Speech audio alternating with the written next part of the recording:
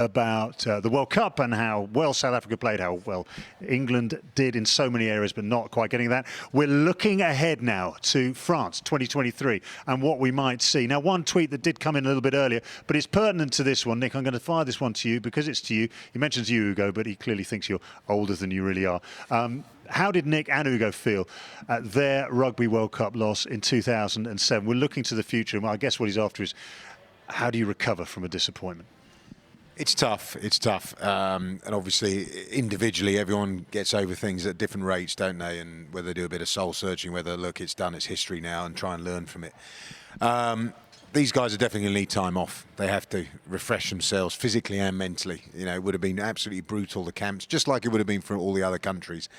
But I think 2-3 weeks, they want to get back on a horse. They want to get back into their day-to-day job. They want to, you know, be with their teammates, their club teammates, back in the environment as soon as possible. And as we mentioned earlier, they can be hugely proud of what they achieved and how well they performed out there. OK, let's dive deeper into this and send us your tweets. Hashtag GP Tonight. Stuart Geddes, he said, if I've learned anything from Japan, it's that every half should now end with a gong. We love the gong and the bowing at the end. We love the bowing at the end as well. Doogie, Reverend DMB, he says the clock stops at scrum until the ball back in play. Tier 2 nations enter a plate final and semi-final. That's from Carwyn Templeton. And Murray Kinsella, now he says, Eddie Jones says he and England will be going on the beer for at least 2 days before thinking about the future. Ugo, the future. We have the future sat next to you. I'm going to say, in case everyone thinks, goodness me, Glenn Delaney has scrubbed up well during that break. Ted Hill is with us. Welcome, Ted. Thank you. Thank you.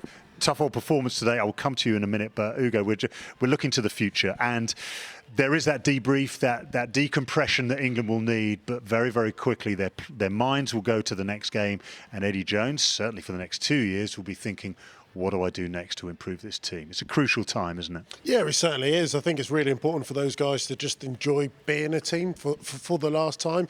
That's probably going to be the last time those group of players will ever be together again. So I hope they almost locked the doors, got a couple of kegs, sat there, sang songs, drink loads of beer, do the same again today, do the same again tomorrow. And then in terms of reflecting and looking forward, those conversations need to happen in a few weeks' time. Eddie Jones has built a core group of leaders in and around them. Jack Knowles, Elliot Daly's, Owen Farrell's, George Ford.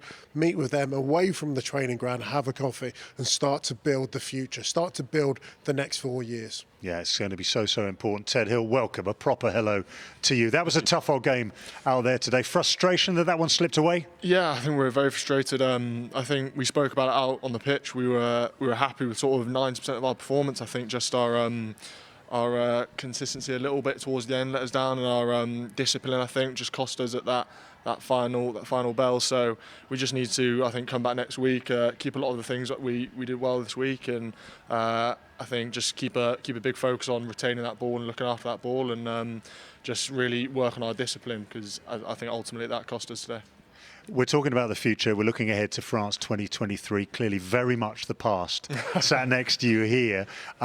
We enter a new World Cup cycle. Players, of course, are disappointed about what happened yesterday, but the future is there, and it's there to be grasped. You picked up your first England cap as part of that sort of build towards the World Cup we've just enjoyed. Is there a sense of excitement within you and maybe amongst the other players that you talk to on your various social media groups that this is now our time? Yeah, definitely. I think firstly, just I think a huge respect to the guys out in Japan. I think it's not easy what they do, and I think they've done an amazing job. I know they'll be under a lot of scrutiny at the moment, but I think they've done an amazing job and represented us very well. So, but yeah, it's an exciting time, and I'm really looking forward to sort of pushing on with the Gallagher Premiership, and then hopefully we can look a little bit beyond that. But yeah, no, it's exciting times. Ted, as someone not involved at this World Cup, looking from afar, how much does it inspire you just to work a little bit harder, considering how well the team have gone, how hard they've worked? How much desire has it given you to want to be part of this England team long term? Oh, massively. I think for me, if you look at that back row, I think they seem to have almost changed the game a little bit in their work rate, in the way their physicality, the way they can do an all-court game, line out, carry and tackling. So yeah, it massively inspires me, and I'm sure a lot of the guys around the country in that back row and all the other positions. So it's an exciting time to be a part of it. Yeah, definitely.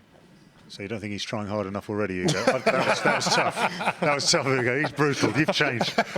Nick, let's talk about specifics. Let's talk about what changes we're looking at. Law changes. Well, you tell me. What do you think? What do you think will change? What would you like to see change? I would like to see even less time over the box kick exit. So I know they're saying use it now in 5 seconds, but I still think that it's taking a long time for people to get organised.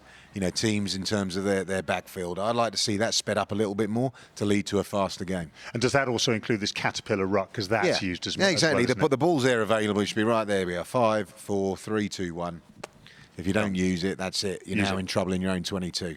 Ugo, what about the big conversation, I guess, which has been for a couple of years now, the tackle?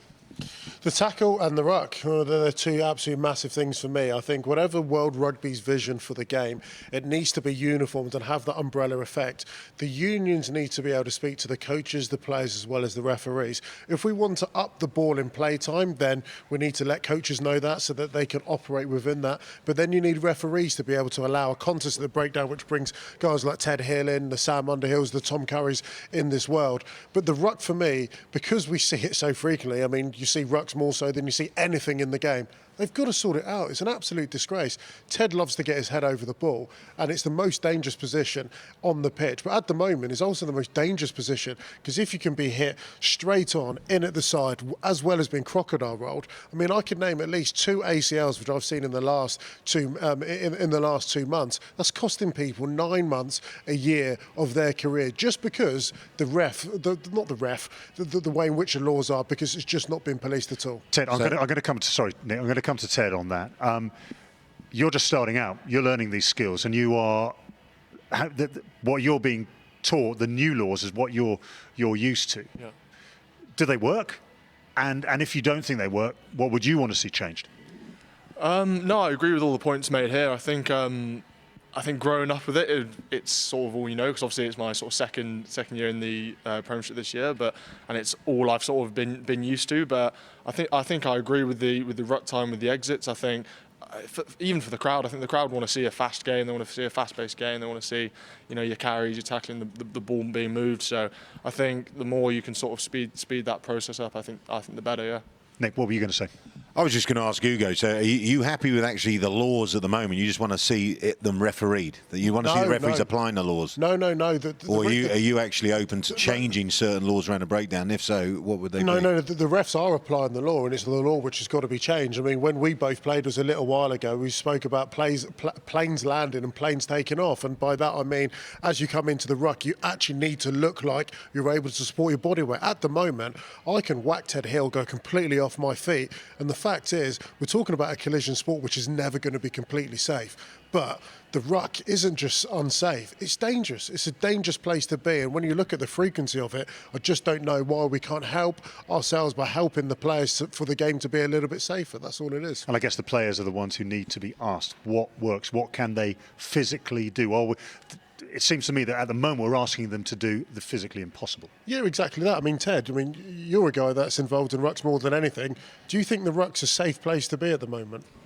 No, I agree with you. I think it's difficult. I think when you can nail your technique and you can get it right, then yes. But then how often is that the case? I think it's as you say, there's so many different angles to a ruck, and it's difficult to be bang on 100% of the time. So it is a dangerous place, and I think you're right in saying that some things need to be changed there. And looking to the future, you and I need to phone each other and make sure that we're not wearing pretty much the same outfit. He has to wear his. Well, we do. He has to wear his. Oh my God! He's close to wear that. It was going to happen.